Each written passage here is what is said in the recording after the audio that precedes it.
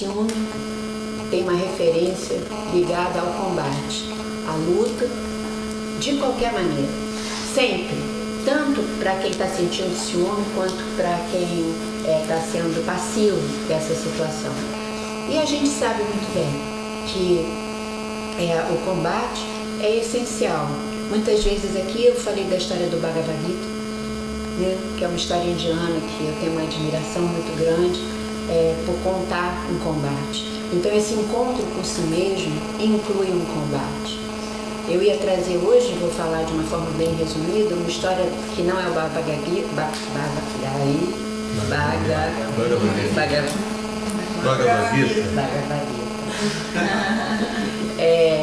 mas de origem judaico-cristã, né, que é a história de Jacó. Jacó era irmão de Esaú. Jacó usurpa de Esaú o direito a ser o primogênito, que era de Esaú, porque tinha nascido primeiro. E ele faz isso e daí ele foge. Ele vai morar lá longe, fica anos, acontece um monte de coisa, trabalha um monte de coisa também. Um belo dia ele sente que ele precisa voltar para casa.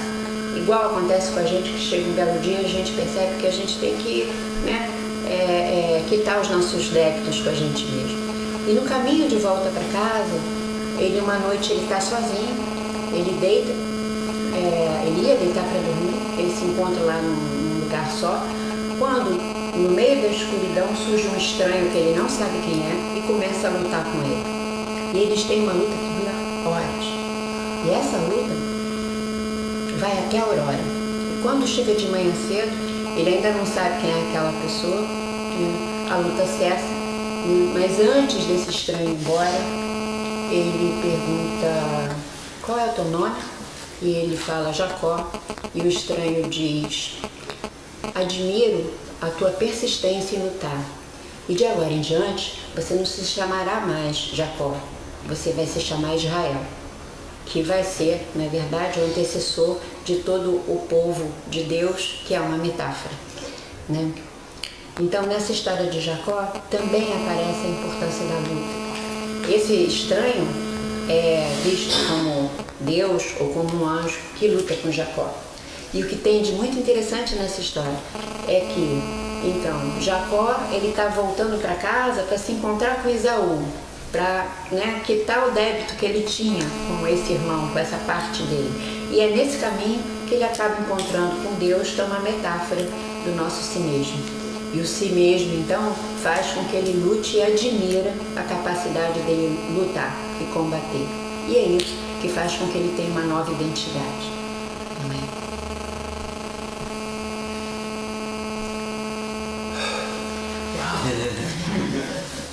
Ciúmes.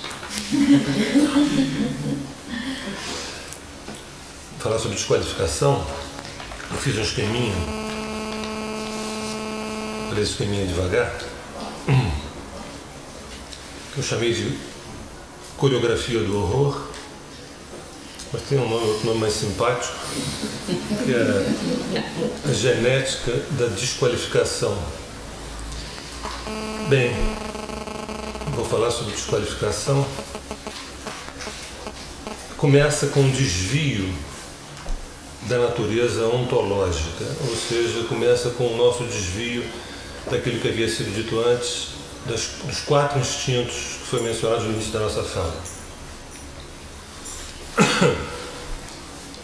O instinto de discernimento dos sentimentos, o instinto de uma posição intelectual própria, o instinto de uma busca material que seja a minha cara, que seja eu mesmo, e o instinto de confiança plena no plano, né?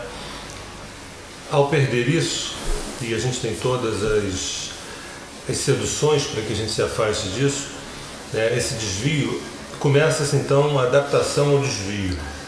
O segundo caminho é quando a gente se desvia e aí a gente se adapta a esse desvio. A gente vai levando, a gente vai vendo na medida do possível o que a gente pode fazer aqui e ali para dar conta desse ser que a gente se tornou, que não é bem exatamente aquilo que a gente é, mas é aquilo que a gente está conseguindo ser, e vamos nessa, porque se meus avós, meus bisavós, meus pais não se realizaram, por que eu vou me realizar, entendeu? Se eu isso com meus filhos, aí de repente se eu puder projetar neles uma expectativa de que eles se realizem por mim, meu Deus, que maravilha. Isso é uma tragédia grega, alucinada, porque a gente não teve a honestidade com o propósito de não se adaptar ao desvio. Bem, essa adaptação ao desvio leva a uma frustração qualificada. Não sei se já ouviram esse termo, se não ouviram também não, foi a primeira vez que eu anotei isso aqui. Frustração qualificada. Frustração qualificada é aquela frustração que a gente incorpora como uma frustração da normose, do normal, do normativo, do correto. Assim, tem frustrações que, gente, me poupe, isso daí isso é normal e tudo mais. Então, essa frustração qualificada, que é uma frustração patrocinada, investida, né, pelo status quo, pelo establishment, pelo mundo, pela família, pela escola, essa coisa toda, faz com que as coisas pareçam normais de alguma forma. É normal o teu olhar não ter um brilho, é normal você não ter uma expectativa grande em relação ao teu projeto de vida, ao teu sonho, entendeu? É normal você ter algumas doenças, é normal, entendeu? É normal você não ser feliz, né? A frustração, ela tem um lugarzinho muito próprio, ela se localiza no fígado. Isso é o chinês da tradição antiga, eles falavam que o lugar da criação, de você criar uma nova vida, criar um novo ato, criar uma nova atitude, de você se recriar a cada instante, isso tem uma origem no ser integral, mas está muito localizado no fígado também, que é esse combatente, esse grande lutador criativo. É no fígado que a frustração se aloja, e é no fígado que a ira se aloja também, a raiva se aloja também. Quando a gente começa a estudar um pouquinho a relação entre aquilo que a gente construiu e como é que funciona o nosso sistema do ponto de vista da medicina chinesa, a gente vai perceber que fígado, vesícula, estômago e baço são os órgãos mais aviltados, e a partir daí a gente começa uma ruína de uma saúde psíquica, de uma saúde emocional, de uma saúde afetiva, de uma saúde espiritual, obviamente de uma saúde física também. Essa frustração qualificada começa no desvio, adaptação ao desvio, e uma frustração que faz parte, isso tudo para chegar na desqualificação. Vocês vão ver que a desqualificação é um revide. A desqualificação é um revide. Eu te diminuo para eu parecer mais alto, para eu parecer maior do que você, né? Essa frustração qualificada, ela gera uma raiva contida, um desejo de vingança. Mas é um desejo de vingança que come com a gente, dorme com a gente, né? Faz parte de um gesto natural, de você torcer porque o outro tropece, torcer porque a coisa dê errado, torcer... Meu Deus, mas que torcida contra é essa aí? A gente às vezes não tem claro, né? Essa coisa do bad boy, a gente não tem claro, a gente está contra o quê, né? Na verdade, como dissesse, eu estou contra o fato de eu não ter sido corajoso o suficiente, ou por outra, não ter tido estrutura de ego para poder bancar aquilo que eu sou. Eu acabei me adaptando, me desviando, me frustrando, me adaptando à frustração, e eu tenho uma raiva mortal, né?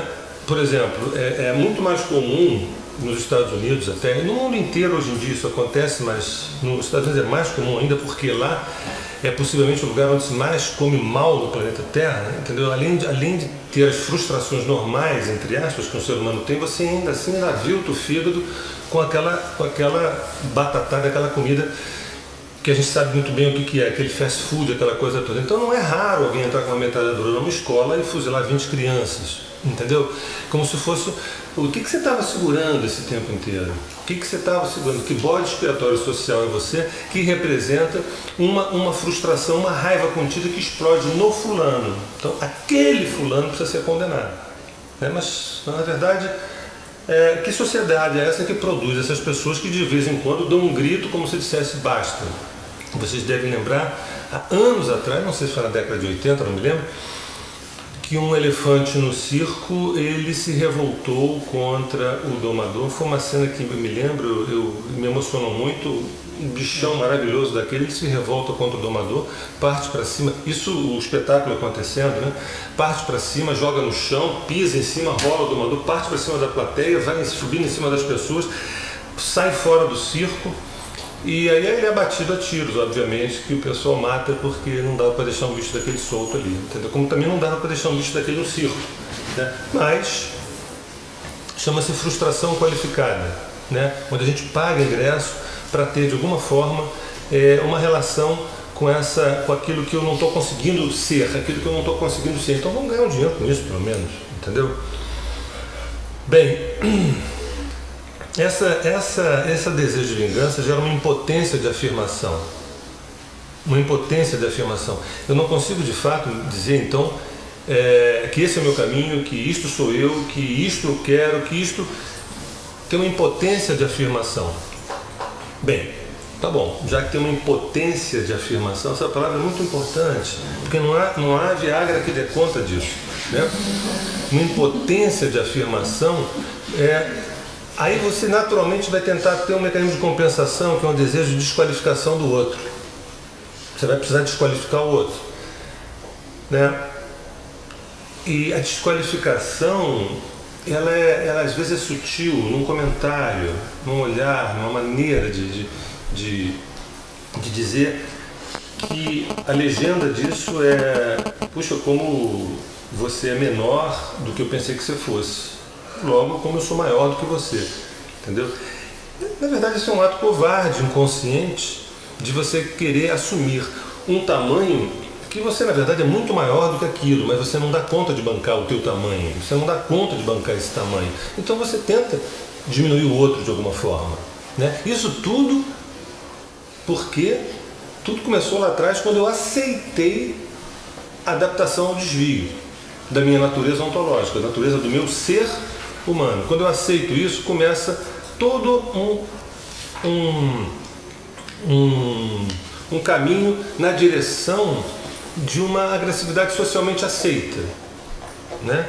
É muito comum nas relações de casamento, porque na hora do encontro, da paixão, do desejo, da sedução, nossa, os teus olhos são olhos para ver o outro num tamanho gigantesco. Quando bate um sujeito chamado cotidiano, entendeu?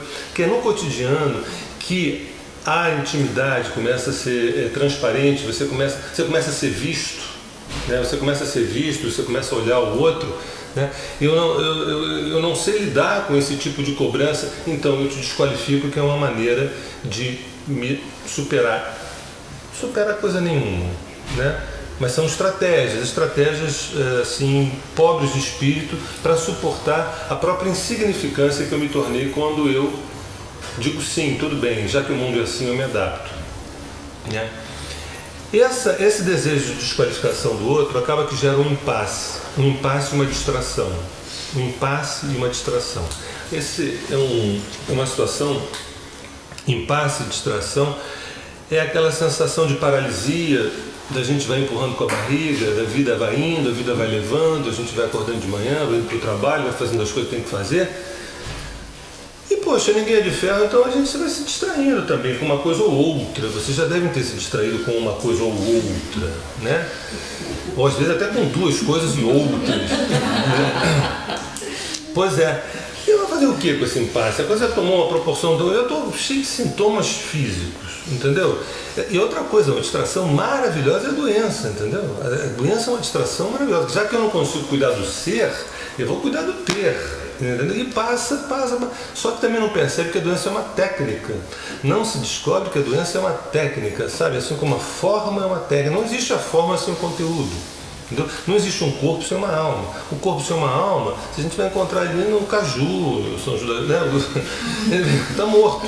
Então todo corpo tem uma alma. Toda dor tem, na verdade, um pedido de SOS muito forte, muito expressivo. Então, esse impasse, ele gera uma distração. Essa distração, ela não é só a gente ser superficial. A gente também tem um processo de autodestruição. Mas você, no fundo, você não quer se destruir, você não quer se matar. Você quer destruir aquilo que está te destruindo. Você, mas eu não dou conta disso. É mais fácil me destruir. É muito mais fácil me destruir. Cara, peraí, presta atenção. Você não quer se destruir. Você quer destruir aquilo que está te destruindo. Pô, mas eu acho que eu sei o que está me destruindo, mas eu não dou conta. Por que você não dá conta? Eu não tive uma educação, não tive uma formação, eu não tive uma estruturação que me permitisse ter esse enfrentamento, entendeu? Então é mais fácil me destruir. Um desejo de partida, um desejo de adeus, um desejo de ir embora, né? Isso tudo caminha obviamente, para um estado de vulnerabilidade a ser manipulado. Quer dizer, um estado de vulnerabilidade. Nesse momento, você está completamente vulnerável a ser manipulado. A ser manipulado, eu poderia dizer, por muitas forças. Me interessa nesse momento citar uma específica, que é ser manipulado pela força do capital, pela potência do capital, né? Que é um derivativo da palavra valor, porque desqualificar, a gente está discutindo sobre valor, né? Quando a gente fala qualificar ou desqualificar, a gente está falando qual é o teu valor. Torne-se sujeito e me enfrente, porque só você sendo sujeito eu posso ver que se eu não vou dar conta de estar contigo, eu vou me tornar sujeito também, né? Então, quando a gente chega nesse espaço, a gente se torna vulnerável a ser manipulado, a ser manipulado pela potência do capital. O que é isso, na verdade? Você sabe de uma coisa? Porra, então a gente compra, a gente consome, a gente adquire, a gente quer mais conforto. Então, já que me sinto um objeto desse sistema, então que esse objeto esteja, entendeu? É muito comum as pessoas falarem assim, eu prefiro ficar triste em Paris, entendeu? Né? É muito mais legal estar triste em Paris do que estar triste no Meia, entendeu? E aí a gente vai levando, quando na verdade se perguntar se você prefere ser feliz no Meia ou triste em Paris, você sabe que muita gente vai preferir ser infeliz em Paris. Talvez até alguém diga, é possível ser feliz no Meia? Não, obviamente que a questão não está localizada nas geografias, e sim na coragem de você, na verdade, ser um arqueólogo e poder botar para fora Paris, ter esse reparir, né, esse processo, porque tudo que eu estou falando, do que eu estou falando esse tempo todo, são as camadas civilizatórias ao longo de algo. Não foi papai e mamãe foi ontem. Eu estou me referindo a uma coisa muito anterior a papai e mamãe, que já vem com as civilizações, que vai soterrando, e a gente nem percebe que está se adaptando, que a nossa educação é da adaptação e não da individuação. E aí, o risco de tornar-se um fantoche do mercado, desejo de detonação inconsciente ou não. Eu falei para vocês, eu anunciei previamente, que era a coreografia do horror, a genética da desqualificação. Então, o resumo dessa ópera é duas coisinhas básicas, né? Para que serve a desqualificação? A quem ela está?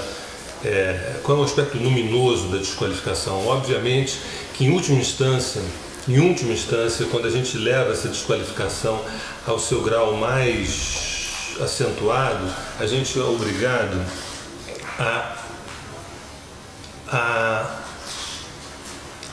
ter um encontro com esse sujeito, com esse ser que somos nós, esse ser plural, né?